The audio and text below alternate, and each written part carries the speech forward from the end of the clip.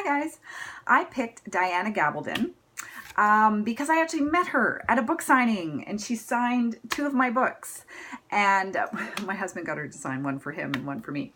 And so I got to hear part of her story firsthand as she told the audience. So in the 70s, she got a Bachelor of Science in Zoology.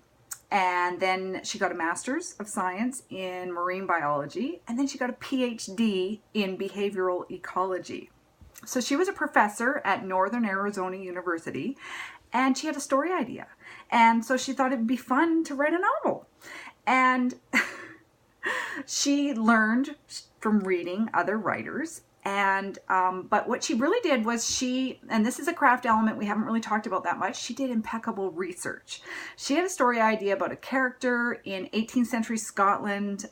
She ended up doing it as a, when she was writing, she told us, as she was writing the character, she realized that she was like a more modern woman. She was kind of anachronism. So she created a time travel story where the woman actually goes through, a circle of standing stones near Craignadoon, near Inverness in Scotland, and she time travels back to the 18th century. But she had wanted to write about 18th century Scotland and put a British woman in the midst of them, but then she realized she was a modern British woman, so she did time travel. But anyhow, it's been a successful book series adapted for television, started in 2014. She published her first book in 1991. I read it in 1997, so I was a Diana Gabaldon fan long before Outlander was on television. But she did say she got her start when she started writing her stories.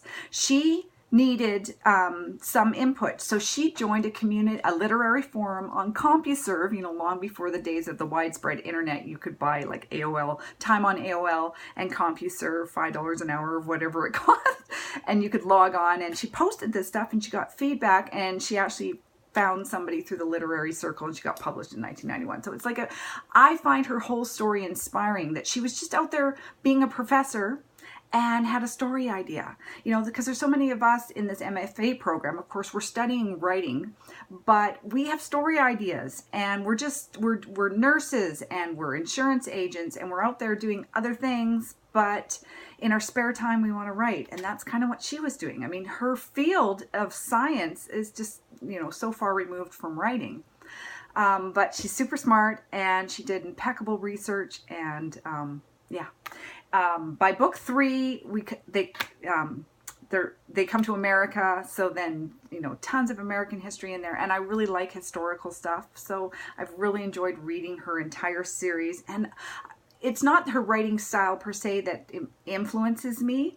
Sometimes I actually think, she could have benefited from what we're learning in class. Because, she's beyond reproach as a writer now. Nobody's going to critique her, but she, could have benefited from a little critiquing. But anyhow, she's, it's great. It's, she's her overall story, just of somebody out there living her life, story idea, becomes a writer. Don't ignore those inner instincts to do what you do what you love. But, most of us are busy, doing other things, and doing what we love is part-time, but at least we're doing it.